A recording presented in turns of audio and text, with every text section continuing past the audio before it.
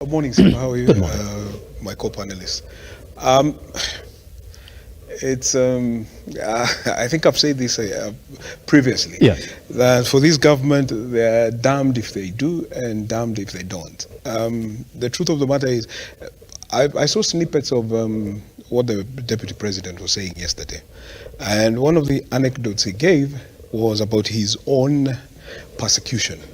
And he was trying to explain how he was framed for handling, was it 12.7 billion Yes. shillings? Yes. And he was simply explaining that this is what happened, that he had 200 million that was in a fixed deposit account. So he was basically being a passive investor. So he put this money in a fixed deposit account, and the way it was being invested was that he gets a certain amount of money every quarter, and then the money is sent back to his own current account, and then there is that back and forth.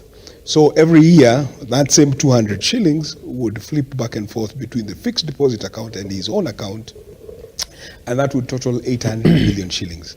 And they basically said that over the last 10 years, 800 million shillings times 10, that's how you ended up embezzling 800 billion shillings. 8 billion shillings. And I thought it was a very interesting anecdote in the sense that we are talking numbers.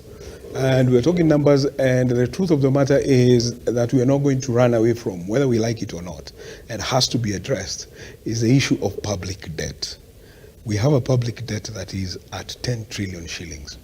10 trillion shillings, of that, about 60% is foreign, 40% is domestic. Yes. So there has been a lot of conversations about what to do about it. So there are those ones who've been advocating, why don't we do like places like Ghana or Zambia, which is to default and then force people to renegotiate and then take a haircut, what's called a haircut, and then you lose some money, not all of it, but a sizable chunk of the money. That's it. But the question is, when you talk about domestic debt, you're talking about Kenyans, because that is money Kenyans are putting there. You're talking about pension funds, you're talking about people who've invested in things like fixed deposit accounts.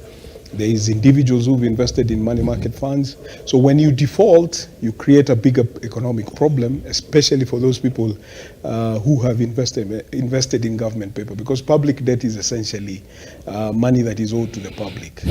So that is the reality. Now the next question is, or the natural question is, how do we deal with this 10 trillion shilling debt? Yes? So that is the big question, and that is the elephant in the room. Yes. How do we deal with this 10 trillion shilling debt? What do we do? Yes. Do we say that we are not going to pay, we default like Zambia, and then end up with the problems of default? Yes. Then what happens to all those people who have invested in government paper? And that is the big question. Once we ask ourselves that question and we're able to answer that question, Yes. then we can have the subsequent conversation Yes. about how best to go about it. Pretty much. Yes, John, and that is what basically yes. the president was, the deputy president was asking members of his pack. Yes. Yes. I'll be coming to you on that. Yep. William, a quick